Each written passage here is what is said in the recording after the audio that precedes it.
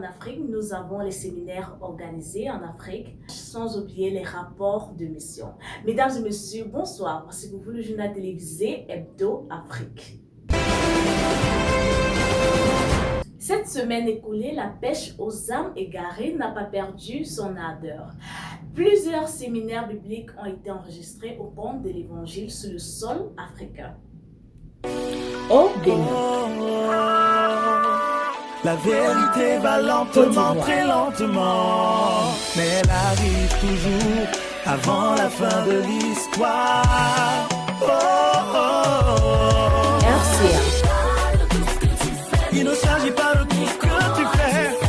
Dis-moi comment tu as fait. Est-ce que tu entends ça? RDC.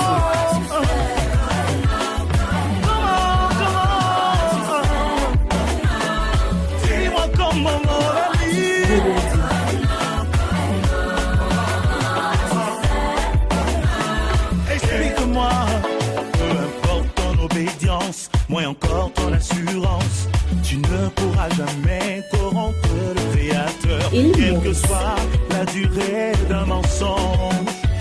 Il ne se transforme jamais en vérité.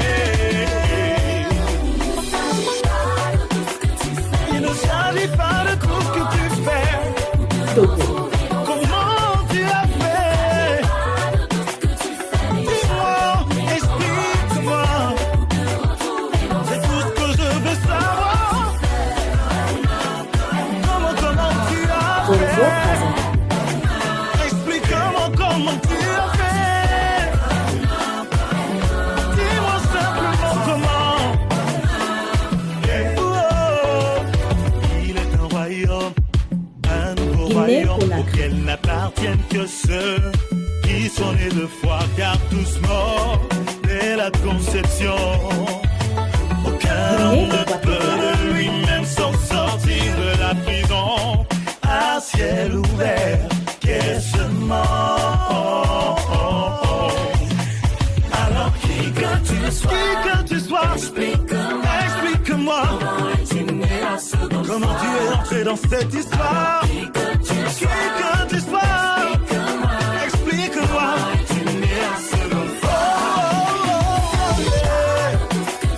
Il ne s'agit pas de tout ce que tu fais. Comment tu as fait pour te retrouver dans ça? Explique-moi, explique-moi.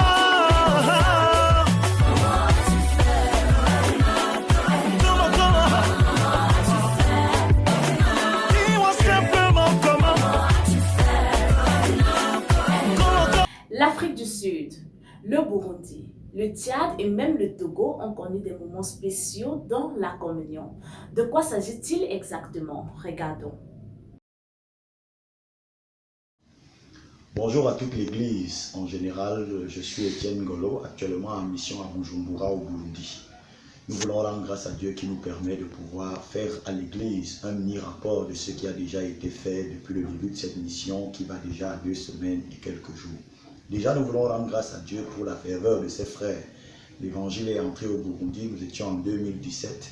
Et aujourd'hui, on peut compter une bonne trentaine et plus de frères qui sont sauvés. Nous rendons grâce à Dieu pour l'accueil qui nous a été réservé, qui n'était pas des moindres. Déjà donc, nous voulons bénir le Seigneur pour ce qui se passe sur le terrain, avec la formation des prédicateurs qui s'accentue, avec les enseignements spécifiques aux groupes qui sont donnés et les séminaires qui sont organisés. Alors nous avons eu un grand séminaire, du moins un séminaire de grande envergure la semaine dernière avec une bonne cinquantaine et plus de personnes. Et nous pouvons rendre grâce à Dieu pour les 12 personnes qui ont déclaré être sauvées, parmi lesquelles il y a quelques-unes qui ont été ajoutées à l'Assemblée.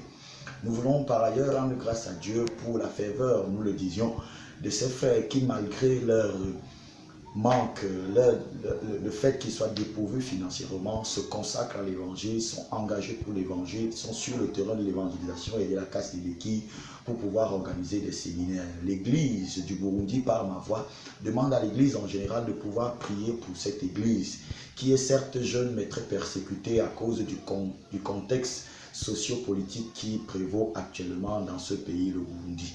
Nous ne pouvons pas terminer cette vidéo sans apprécier les frères qui prient et les frères qui encouragent l'église du Burundi.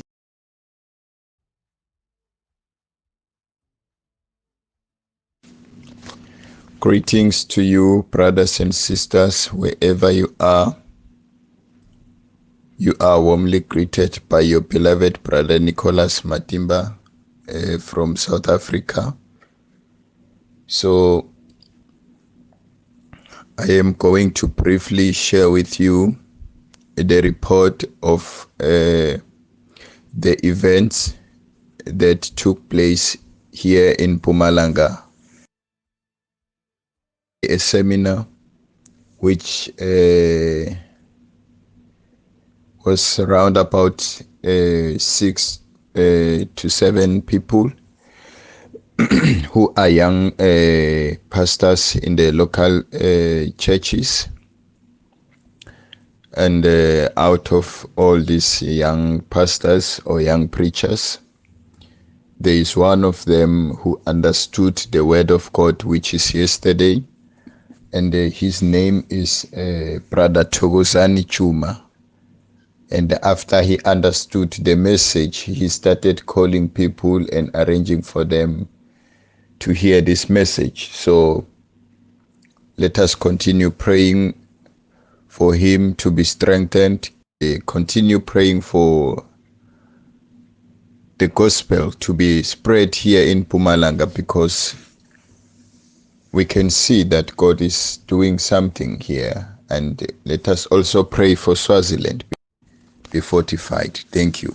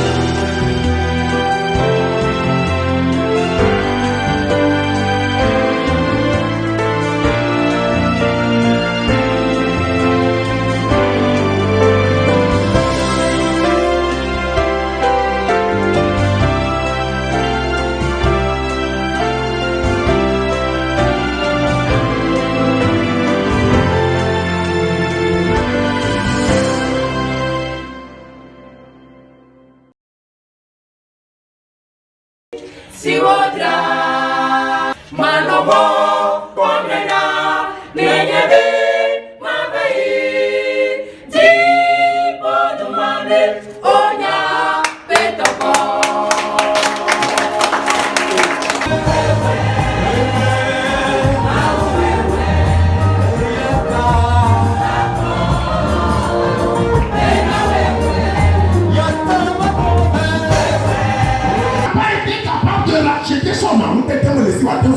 Et il meurt. Son âme devient une propriété du diable pour toujours. Donc la seconde chance c'est quoi? Il faut qu'il trouve un proche qui a droit de l'achat. Et la Bible dit, Dieu regarde parmi les hommes. Un homme ne peut pas donner le prix de son âme. Pourquoi? Parce que l'homme est pauvre. L'homme ne peut pas acheter ou bien racheter son âme. Par quoi que ce soit. L'Assemblée générale du groupe des hommes de la Cameroun Life World Mission a bel et bien eu lieu. Que se sont-ils dit? Que prévoient-ils? Écoutons-le. C'est un groupe qui est né il y a quelques 3 années aujourd'hui et dont l'action est méconnue par un certain nombre de personnes. Et il y a des choses qui sont faites au sein de ce groupe, des actions significatives, mais peut-être qu'ils ne sont pas bien coordonnés pour que ces actions soient inscrites à l'actif du groupe des hommes. Eh bien, nous voulons dire très rapidement que le groupe des hommes c'était un rassemblement de tous les hommes de notre ministère et ils se mettent ensemble pour accomplir une catégorie d'action que Dieu leur commande comme hommes. Ils sont pasteurs, ils sont prédicateurs, c'est exact, mais dans le groupe des hommes, Dieu leur définit d'autres axes d'opérationnalité et beaucoup ne connaissent pas ça. C'est pour cela que nous voulons nous réjouir de ce que nous avons un organe qui est notre Assemblée générale, qui est statutairement établi. Et là, cette Assemblée générale se tient généralement une fois par an, mais cette fois-ci, l'Assemblée générale se tiendra le 14 mars prochain. Et c'est une opportunité extraordinaire de regroupement des hommes pour que tous ensemble, nous puissions d'abord mieux nous connaître et mieux repréciser les actions que Dieu nous demande de faire pour sa seule gloire. Et les incompréhensions ou les ignorances sont nivellées à cette occasion-là. Et il faut dire que l'Assemblée générale nécessite que tout homme, quel qu'il soit, se fasse représenter. C'est-à-dire que qui vient lui-même à l'Assemblée générale. Maintenant, si tu me dis qui est homme, qui n'est pas homme, est homme celui qui n'est pas femme, c'est tout. Donc si tu es à la formation et que tu sais que tu n'es pas femme, donc tu es homme, l'Assemblée générale est ton affaire. C'est notre affaire à nous tous. Personne ne doit trouver des arguments, sauf des cas de force majeure, pour manquer à l'Assemblée générale. Et nous nous rencontrons ici toutes les 2 semaines au centre technologique. Toutes les 2 semaines, on se rencontre. L'interview de la semaine sera présentée par Chantal Ngolo. À toi Chantal. Nous recevons sur le plateau aujourd'hui le missionnaire Evans Mabé. C'est une joie de vous avoir en ce jour avec nous. Le plaisir est partagé, Chantal. Alors, nous savons que vous revenez d'une longue mission du Burkina Faso. Comment s'est déroulée cette mission? Bon, de prime abord, ce que nous pouvons dire, c'est que la mission a été un succès.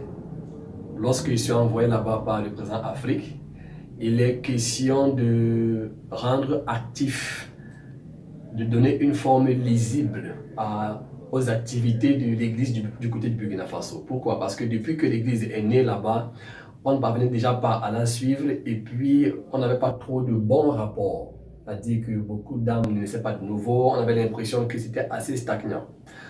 Donc je vais donc m'y rendre là-bas et le premier défi était de pouvoir organiser la convention nationale. Et nous rendons grâce à Dieu parce que le pasteur Boba a eu la sagesse d'envoyer le pasteur DC du Togo avec 3 autres frères, parmi lesquels Maxwell, Redrill et Kevin, et le pasteur Maurice du Bénin. Ensemble, donc, nous avons pu tenir la convention par un séminaire. Nous avons pu recenser un bon nombre d'âmes qui ont été sauvées. Suite à cela, il y a une formation des prédicateurs qui a eu là-bas. Et aujourd'hui, nous avons eu 3 prédicateurs de plus du côté du Burkina Faso, principalement à l'église de Ouagadougou. Et puis aussi, cette église était séparée. C'est-à-dire que les frères du côté de Bobo Dioulasso, qui est la capitale économique, fonctionnaient un peu de manière indépendante, autonome. Et ceux de Ouaga, avec le pasteur Sarek, qui est le coordinateur national, aussi, avec un fonctionnement autonome. Il fallait donc maintenant pouvoir combattre pour pouvoir les réunir autour du coordinateur national. Et nous rendons grâce à Dieu parce que sous le coaching du pasteur Thomas Némédé, qui est le point focal de cette zone-là, et du pasteur Boba, aujourd'hui, ces 2 communautés sont une seule, soumises au pasteur Saré. Et il y a un groupe WhatsApp qui a été créé, Burkina Faso Lao Mission. Des textes ont été établis pour le fonctionnement des églises de ce côté-là. Aujourd'hui, nous recueillons chaque jour de bonnes nouvelles parce que non seulement ils sont unis, ils prêchent, les âmes naissent de nouveau. Et nous pouvons rendre grâce à Dieu. Vous avez fait un détour par le Mali et nous pouvons le voir de par vos accoutrements chaque jour qui passe. Oui. Comment se porte l'église du côté du Mali? Bon, en ce qui concerne le Mali, particulièrement, c'était un peu la même situation avec celle du Burkina Faso. Pourquoi? Parce qu'au Mali, vous savez, au Burkina Faso comme au Mali, on a beaucoup plus d'étrangers, principalement les Togolais. Au Mali particulièrement, il n'y avait que des Togolais comme sauvés. Et nous savons que dans notre communauté, Africa Love Mission ne peut être coordinateur national qu'un natif du pays. Donc, nous avons un Togolais là-bas qui est le responsable jusqu'aujourd'hui, c'est le responsable de l'église du Mali.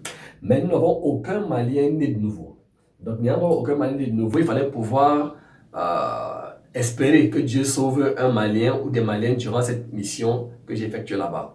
Quand je vais donc être envoyé, je vais être, on va m'allouer le pasteur Assad du Togo pour qu'on puisse travailler ensemble.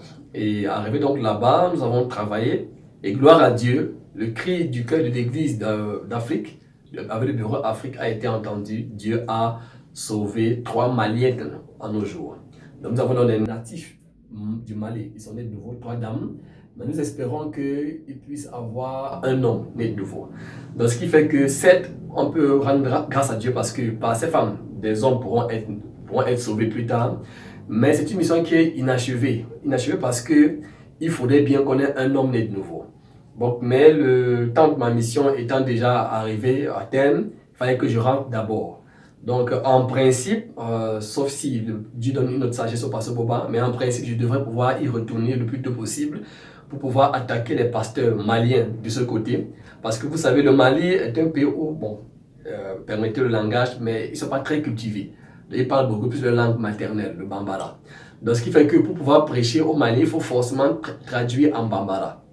Alors on n'avait pas de frère là-bas capable de pouvoir s'exprimer en Bambara.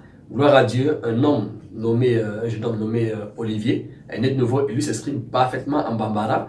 Et c'est par lui d'ailleurs que ces Maliens-là sont nés de nouveau, ont obtenu le salut. Donc il est question maintenant de retourner là-bas au Mali et avec lui organiser des séminaires pour chercher des pasteurs. Et là, si nous avons donc un homme né de nouveau au Mali, particulièrement un pasteur, nous pouvons être sûrs que la mission va aller avec notre vitesse. Je vais terminer en disant que, en ce qui concerne le Mali, les frères qui sont sauvés, les Togolais de là-bas, sont en fait des gens qui sont allés pour chercher, comme on dit souvent au quartier, leur vie. Donc, ce qui fait qu'ils n'ont pas du temps pour pouvoir effectuer des séminaires. Ils travaillent en journée et ils travaillent la nuit pour pouvoir joindre les deux bouts. Comment donc pourront-ils prêcher?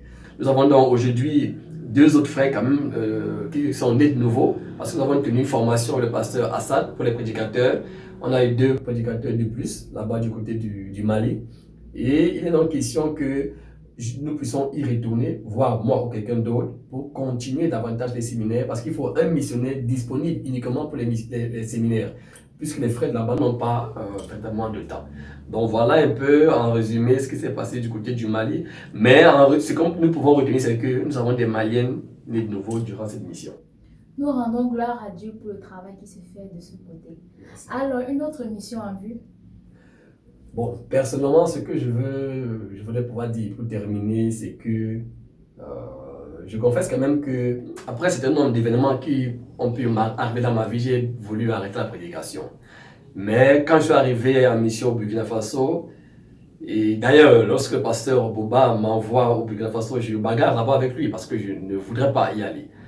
Mais quand je vais donc finir par accepter d'y aller, je vais me rendre compte que la moisson est grande, mais il y a peu d'ouvriers. J'ai pleuré sur ce que je voulais d'abord faire au départ, c'est-à-dire arrêter la mission internationale. Et j'ai dit, bon Seigneur, je me répands et je me dispose pour la mission.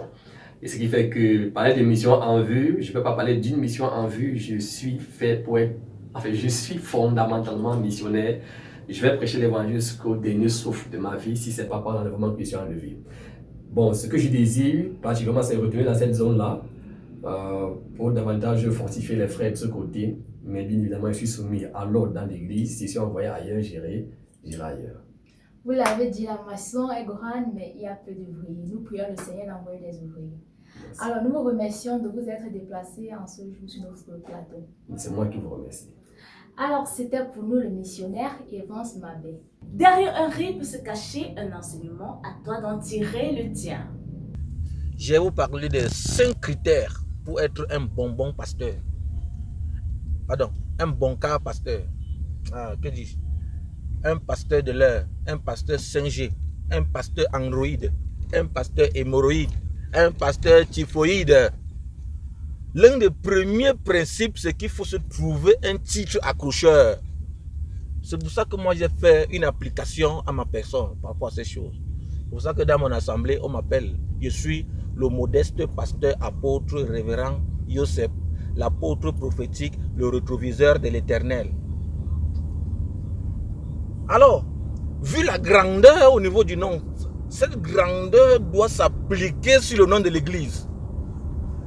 C'est pour ça que moi j'ai vu dans mon assemblée, on appelle des Tok Tok Church. Des Tok Tok Church. Pourquoi? Parce que j'ai lu dans Apocalypse 4, verset 20, la Bible dit, je me place à la porte, je dis, je passe à la porte et je frappe. Et quand on frappe, ça fait comment? Toc, toc, toc. Donc c'est pour ça que dans mon église, c'est le Tok Tok Church. Donc, le deuxième principe, c'est qu'il faut braquer. Il faut dépouiller les fidèles. Il faut vider les poches. Donc il faut créer les actions prophétiques qui vont amener les gens à dépenser leur argent. Et tu vas te faire de l'argent. Par exemple, tu peux dire, le Seigneur me montre dans cette salle. Donc tu arrives dans une convention où il y a tellement, au moins 500 000 personnes. Le Seigneur me montre dans cette salle qu'il y a un de ses fils qui souffre de la carie dentaire. Mon frère, tu penses que tu peux interroger 20 Camerounais, un n'a pas la carie dentaire? C'est que c'est une technique que tu mets sur pied pour dépouiller. Et pour influencer encore le jeune homme, tu lui dis que les sorciers utilisent ses dents dans la sorcellerie pour casser les os. Et il va se retrouver coincé, il sera obligé, donc même c'était où ça va sortir. Ça c'est le deuxième principe. Alors le troisième principe, normalement, en tant que pasteur androïde, hémorroïde, typhoïde, le rétroviseur de l'Éternel, le troisième principe, normalement, c'est que il faut donner les prophéties vagues, qui n'ont rien à voir. Par exemple, tu rencontres une maman, tu dis, maman, tu t'es mariée à quel âge? Elle me dit que je me suis mariée à 49 ans. Oh, le Seigneur me montre qu'à 48 ans, tu étais célibataire. Et que c'est ta grand-mère qui t'avait bloqué. Et tu peux arriver, tu dis que mon fils, toi, tu travailles, tu es chômeur, tu es au chômage. Il dit que non, je travaille depuis 3 ans. Oh, le Seigneur montre que depuis 2 ans, tu étais chômeur. Et que c'est ton grand-père qui est au village, qui t'a bloqué. Et pour que ça marche normalement dans ton travail, il faut que tu sèmes, que tu fasses des sacrifices. Ça, c'est le troisième principe. Alors, le quatrième principe maintenant, c'est que il faut créer les actions prophétiques. Ça veut dire que tu peux demander aux gens, par exemple, de trouver la lampe tempête de Jérusalem, le gasoil spirituel. Et comme ils ne peuvent pas voyager pour aller en Israël trouver le gasoil spirituel, tu dis que non, ta femme qui est là à côté vend le gasoil. 2000 litres de bouteilles de gasoil, c'est dans les 10 000, 15 000, 25 000. Ça compense le billet d'avion pour aller en Israël acheter. Donc, et tu les casses même le prix. Tout ça là, ça va sortir, les techniques pour dépouiller. Et le cinquième et le dernier principe pour un pasteur androïde, hémorroïde et typhoïde, c'est que au niveau des actions, donc à délivrance et à outrance, donc le taux est fixé. Par exemple, les esprits de célibat. C'est pour ça que dans mon assemblée, l'esprit de célibat c'est 500 000. Parce que quand tu rencontres une femme, elle est déjà passée de la ménopause à la ménostop. Vous pensez que cet esprit à cornet à queue, et on délivre ça avec moins de 500 000. C'est pour ça que chez moi c'est 500 000. L'esprit qui bloque de voyage, c'est 400 000. Parce que normalement, quand un fidèle est encore ici, là, chez toi, là, il t'appartient. Mais quand il voyage, il t'oublie. C'est pour ça que moi, je prends 400 000 cash pour que, étant là-bas, il ne revienne plus me demander quoi que ce soit. Je ne demande plus rien. 400 000. Donc, par exemple, il y a encore même quoi là? Tellement de choses, comme vous voyez. Donc, au vu de tout ceci, voilà donc les 5 critères pour un bon pasteur, un bon car, un pasteur androïde, hémorroïde, typhoïde. Ce sont les critères qu'il faut respecter quand tu veux être un bon car pasteur. Et à cela, je peux ajouter vraiment le local, le lieu, parce que le lieu compte aussi, l'affluence. Tu peux être peut-être au Messa, loin, au fin fond là-bas, où il n'y a pas les gens. Monte à Yaoundé, là, il y a des gens, l'affluence. Quand tu vas faire 2 mouvements, 3 mouvements, là, les gens vont venir et ils vont remplir. Donc voilà les 5 critères quand tu veux exceller dans le ministère. Le ministère de l'égarement. Ceci concerne tous ceux qui sont éclairés, bien sûr. Nous sommes parvenus à la fin de ce journal. Vous retrouvez cette édition sur notre page Facebook Africa Life World Mission, sur Instagram Africa Life World Mission et sur YouTube Adassa Production. À la supervision générale de ce journal, nous avons le pasteur Denis Boba. À la réalisation, nous avons Esther Asséné. À la caméra, nous avons Marco Bodian et à la présentation, Gabriela Boba. Votre fidélité nous honore et à lundi prochain.